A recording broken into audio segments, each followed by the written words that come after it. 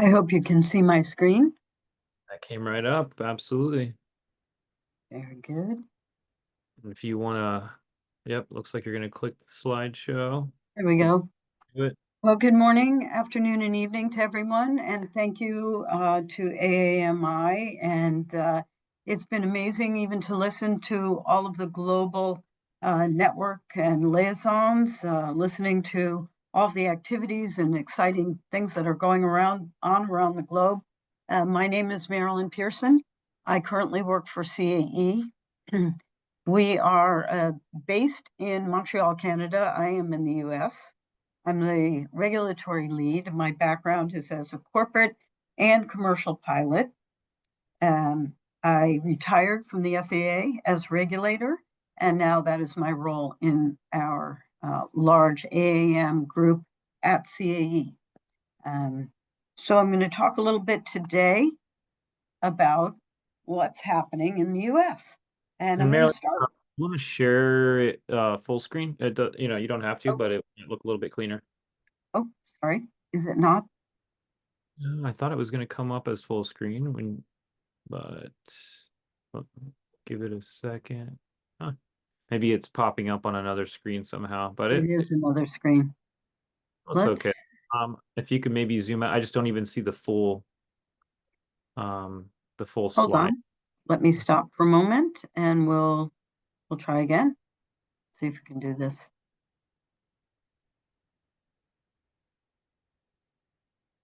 How about now? Beautiful. All right, continue. Sorry to. Better? All right. So I'd like to start with public sentiment because here in the US, we were headed in the right direction with drones, with eVTOLs, and about a month ago, there was a lot of activity. I'll call it activity. People were on the east coast of the US seeing drones at night and getting very upset that they assumed these were spy drones, aliens. We have no idea.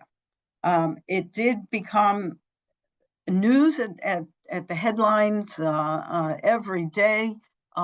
Obviously, if you look up at night and gets dark early now, we see twinkling lights. So people get very excited. Obviously, we were trying to dispel all of this. However, the police were reporting things like, well, they come out at night and they're gone during the day. Obviously, we can't see the lights during the day. So this became a huge issue. It didn't do anything to help the support for drone activities, which in this country are quite active. A lot of beyond visual line of sight work, a lot of delivery, a lot of use in inspections. So we did finally have that sort of settled down, and our friend Taylor Swift, the wonderful singer, would say, "You need to calm down." However, right after that, in the events that were going on in California, the terrible wildfires, we had a drone impact one of Canada's aircraft, as you can see in this picture, and create another sort of firestorm, if you will, with drones. So we're working very hard to go back to positive outlook for drones. And hopefully you can see my next screen. Yep, if you're on the right slide there, the 2024 updates. So It yes, skipped. so I think we skipped one. Let me see. How about that? We'll go back It's one. delayed by a couple seconds, I'm thinking, but give it a Perhaps. second. This Uh, is show 2024 updates. Yes, this is, I saw it flash really quick. Well, another slide, and then it skipped right to this one.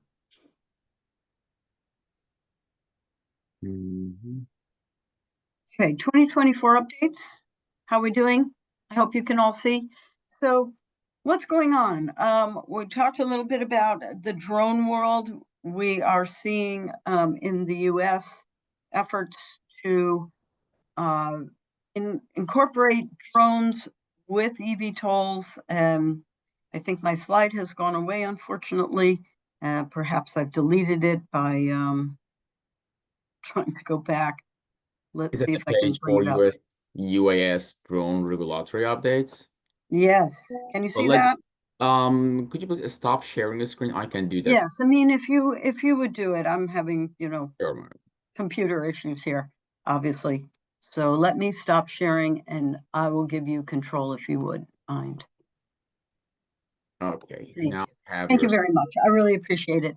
So with the drone regulations here in the US, what's happening is we are looking at beyond visual line of sight regulations that were prepared, but the proposals have not been published, in spite of the fact that the US Congress had mandated that they would be published in September. We're looking forward very much to seeing these early. Right now, what we're doing is approving through waivers and exemptions. There are several beyond visual line of sight waivers that have been issued for Part 135 operations, the commercialization operations, to several companies. We're seeing deliveries and inspections and so forth. We see a continued investment in counter drones. It's a global effort. Obviously, cybersecurity is at the forefront. We here in the US have an effort to increase US manufacture. The National Defense Authorization Act has worked hard to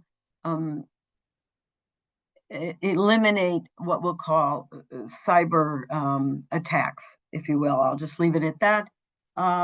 We are seeing universities now promoting more UAS, AAM areas of study, developing that with grants. The FAA is working closely with NASA in support of UTM key sites to promote integration and traffic management. We have an FAA reauthorization bill that is very favorable toward UAS integration. If you'd like to go to the next slide. Thank you. So some updates on what's going on in the eVTOL world. eVTOL, powered lift, VTOL capable aircraft. We're all talking about the same thing. We're anticipating here in the US that the first certification could be late this year, perhaps next year. The FAA is working closely with EASA and others, ongoing talks to try to harmonize the operations and make them international operations. We see quite a lot of partnerships in the building of the infrastructure, specifically with vertiport companies. Recently, an engineering brief, EB-105, was published. It integrates the vertiport designs into helicopter design operations, and that is publicly available. There's quite a lot of hydrogen research. We recently saw Joby doing flight tests using hydrogen and a flight of 523 miles. ANAC is working very closely in the US for certification. We also heard from others about Lilium and Volocopter. We're seeing EHang now operating in 18 countries with test flights. And specifically here at CAE, we're working with VR and MR technologies. These are being certified now for use in the training of pilots, maintainers, and air traffic controllers. And next slide, please. So everyone has probably heard that the FAA has published a regulation about what we are terming powered lift aircraft.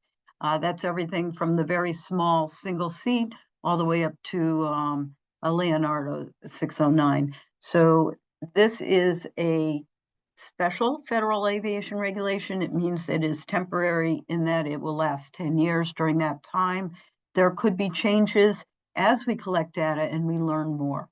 One of the key takeaways here, the initial rule said that everyone should be training in a dual seat, dual control aircraft. That's changed to single seat, single control aircraft with the use of simulators quite effectively for these ratings. The difference between the US and others is that we have the category called powered lift, which means that you need to take a check ride for 3 different ratings: the commercial powered lift, the instrument powered lift, and the type rating for each and every aircraft, because they're all so different. Next slide. So what's happening in the US? We have quite a lot of upcoming events, both for UAS and for eVTOL and for combined events all throughout the year. We also, through CAE, participate in quite a lot of these, so I will be attending as many as possible, time and budget allowing. And my next slide, which is not in this slide deck, but I'll tell you a little bit about what my projects are. Currently, in addition to doing the regulatory work within CAE and our AAM team, I am chair of FAE International G35, Modeling, Simulation, and Training for Emerging Aviation Technologies and Concepts, producing standards, hopefully for the use of regulators and OEMs, any others. I am the new chair of eVTOL Insights, Women in AAM. You'll see more about that soon.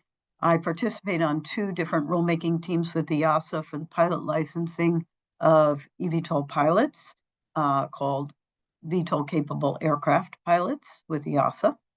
I'm also a member of and work very closely with ICCAIA and an advisory group for ICAO and Gamma Electric Propulsion Innovation Committee leadership team member, and serve with the UK CAA on their eVTOL safety leadership group, of course, being a liaison here with AAMI and several other groups as time permits.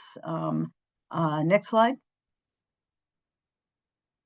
This is my contact information. I'm also on LinkedIn and would love to connect with anyone here on this panel and in our audience. So thank you very much for the time. Wonderful. Thank you. Really appreciate that. So the last presenter of the day will be